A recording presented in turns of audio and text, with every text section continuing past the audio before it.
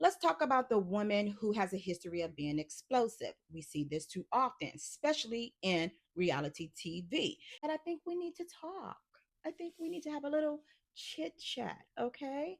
Because way too often people judge domestic violence victims based on who they are, not necessarily their experience or what they endured.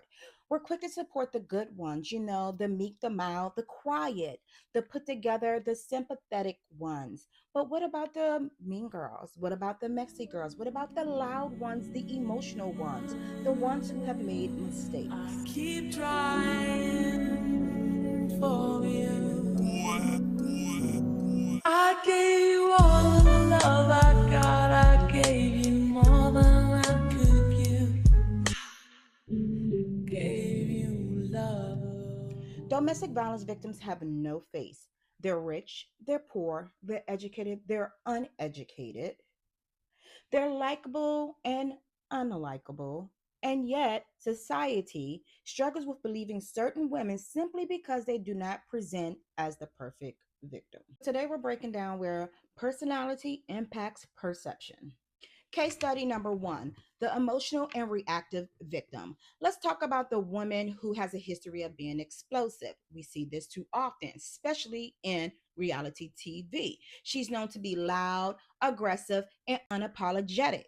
People label her as dramatic, unstable, and even toxic at times. But here's where it gets complicated because two things can be true, such as in Erica Mena case. Her partner love bombed her in the beginning, showering her with love promises and gestures, only to pull away and manipulate and gaslight her later. But also, her emotional reactivity makes it easy for people to dismiss her. The way she lashes out makes her look like the abuser, even though she's reacting to months or years of abuse. And this is where many people struggle. We see her act out, and suddenly people start questioning, is she really a victim?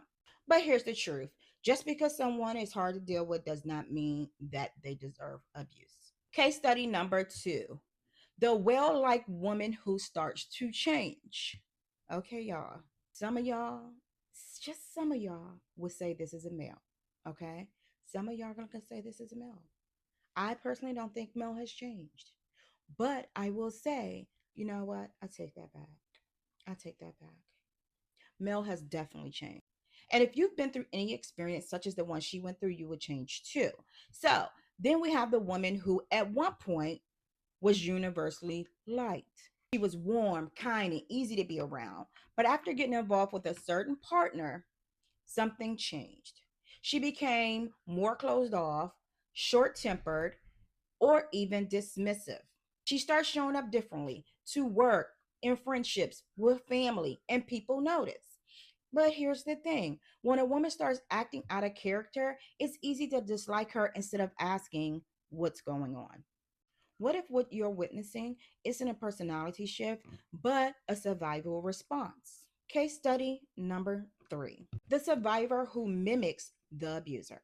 And then there's the woman who starts to take on her abuser's traits. Maybe she can't hit back as hard, but she starts using manipulation, control, and even emotional abuse in other areas of her life. Maybe she lashes out at friends, or maybe she becomes defensive and hostile towards new relationships. This is the hard truth, but I have to say it. Your trauma does not give you permission to become what broke you. It is not okay to take the harm you endured and pass it on to others. If it wasn't okay for you to experience, then it's not okay for you to dish out. And sis, I get it. When you stay in toxicity too long, it changes you. But survival mode will have you self sabotaging, pushing away people who you love, and keeping you stuck in the same cycle. At some point, you have to ask yourself, am I healing or am I becoming them? Why does this matter? For the victims and for who's watching. You're someone on the outside looking in. Be mindful how you respond to victims. Just because a woman is difficult, emotional, or has a past doesn't mean she isn't a victim. And if you don't believe someone's story, keep quiet. You ain't got to say shit. You can just simply shut the fuck up and mind your business. And let me be very clear, stats show there are more women who have not been believed than those who have lied.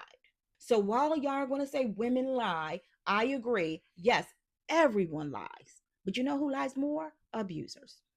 And if you shame a woman, dismiss her story, pick apart her story, question her story, you are empowering her abuser. And here, if you're a survivor and you choose to tell your story and you're being met with a bunch of people telling you they don't believe you, a bunch of people questioning your story, a bunch of people picking everything apart. And let's be very clear, when you go through that type of trauma, you're not going to be able to tell a story detail for detail perfectly. It is impossible. The brain doesn't even function like that. I need you to hear me out. Do not let this experience turn you into someone you do not recognize.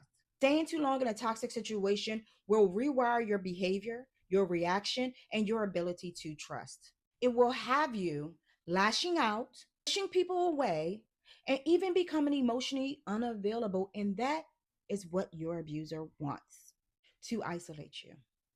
And at some point, you take over the job by now creating self isolation.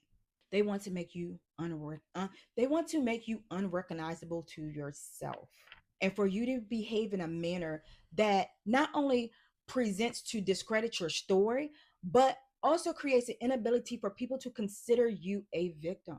Unhealed ways made you the perfect bait. And now your even more unhealed ways are making you the imperfect yet perfect victim.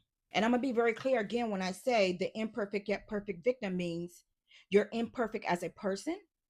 So you're not showing up as this perfect Patty that people are going to automatically sympathize with, right? But also the perfect victim because your behavior is discrediting. You're discrediting yourself with your vile, toxic, disgusting behavior. You deserve better. You deserve to heal and you deserve to experience love that doesn't feel like war. Do not let them win by becoming them.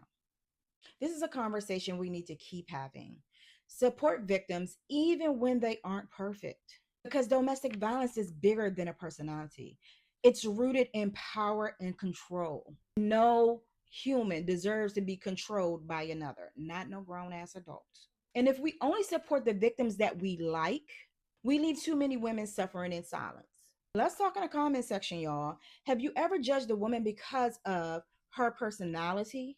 Have you ever struggled with your own healing and reactions after leaving a toxic relationship?